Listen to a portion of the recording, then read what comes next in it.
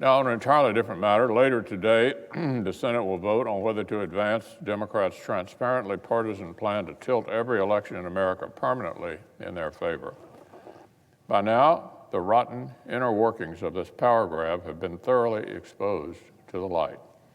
We know that it would shatter a decades-old understanding that campaign finance law should have a bipartisan referee and turn the Federal Election Commission into a partisan majority cudgel for Democrats to wield against their political opponents.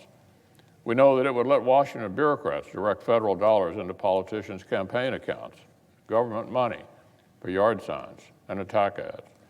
We know that it would let Democrats take a red pen to election laws in each of the 50 states, neutering popular precautions like voter ID while legalizing shady practices like ballot harvesting across the board.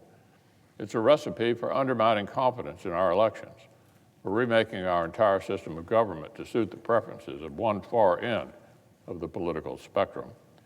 And if they could, many Democrats would pass it with the slimmest possible majority, even after its companion faced bipartisan opposition over in the House.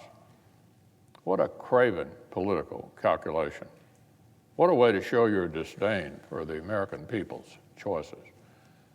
Of course, it isn't even limited to election law. Among the most dangerous parts of S1 is the way it would equip partisan regulators to intimidate and to discourage private citizens from engaging in political speech. Unfortunately, this one is a familiar concept for too many Americans. It's not hard to imagine federal bureaucrats indulging ideological grudges and chilling free speech.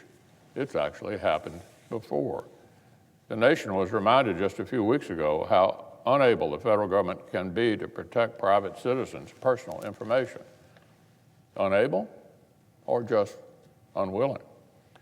But conservatives in particular didn't need a reminder of what became institutionalized discrimination under the last Democratic administration.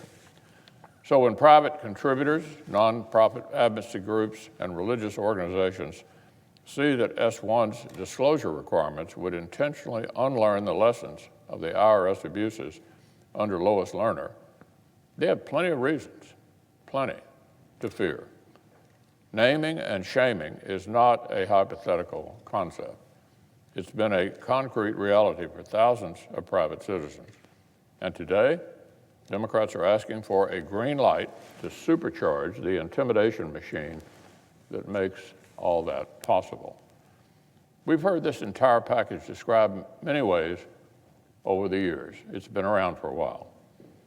These same rotten proposals have sometimes been called a massive overhaul for a broken democracy, sometimes just a modest package of tweaks for a democracy that's working perfectly, and sometimes a response to state actions, which this bill actually predates by many years.